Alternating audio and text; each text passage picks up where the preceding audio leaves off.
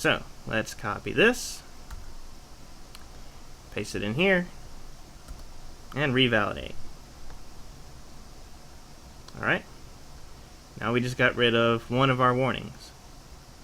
So let's go back down and see what the problem is.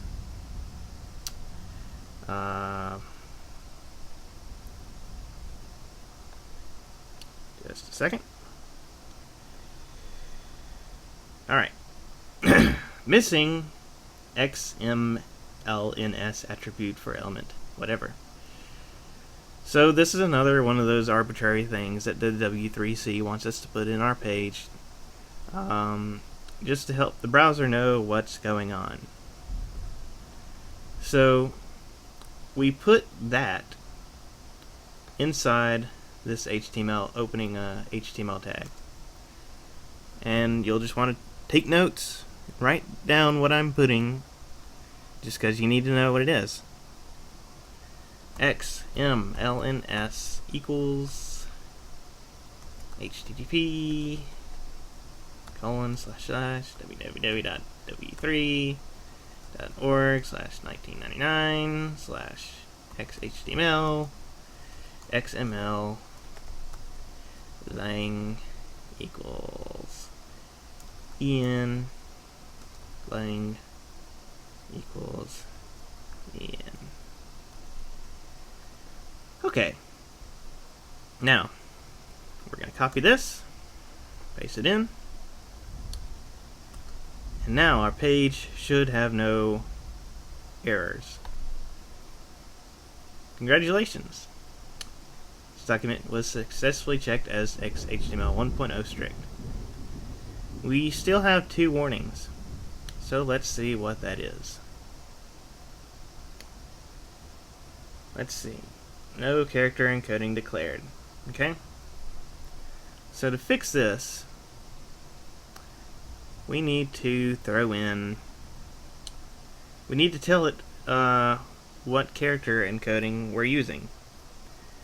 And character encoding is basically...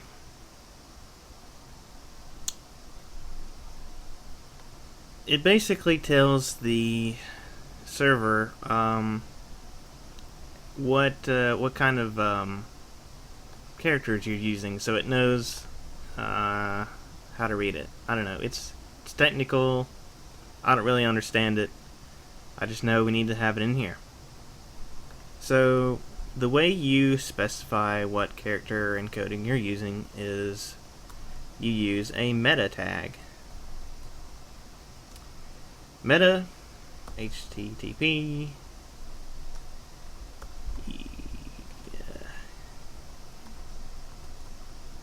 equal... I'm just having some problems today.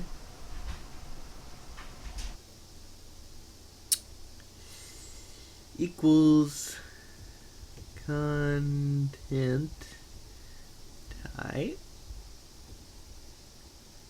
Content equals text/HTML semicolon char set equals UTF-8. Okay. Now, for my sites, I like to use the character encoding UTF-8. There's several different kinds of character encoding you can use, but I just use UTF-8 because it's easy to remember. So, let's copy this, and we shall paste it in here, and revalidate. Looks like I did something wrong. What are my errors? Character not allowed, and attribute. Okay.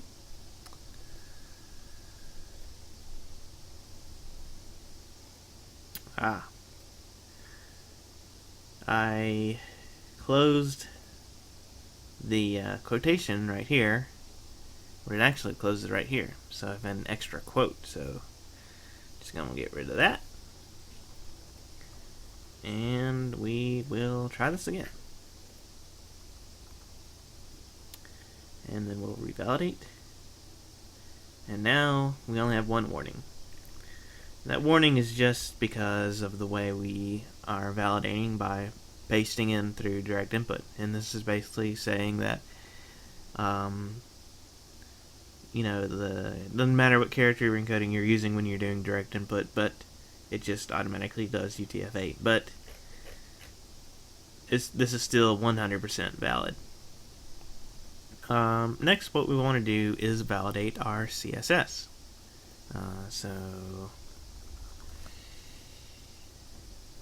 Let's see. Validate CSS. Okay, and we'll do the same thing. But we'll just only do the CSS. So we get rid of all our markup and just leave the CSS. Like so. And we're going to check that.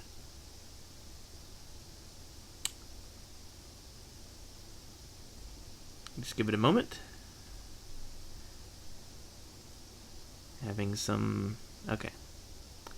Congratulations, no error found. So our CSS and our HTML validates.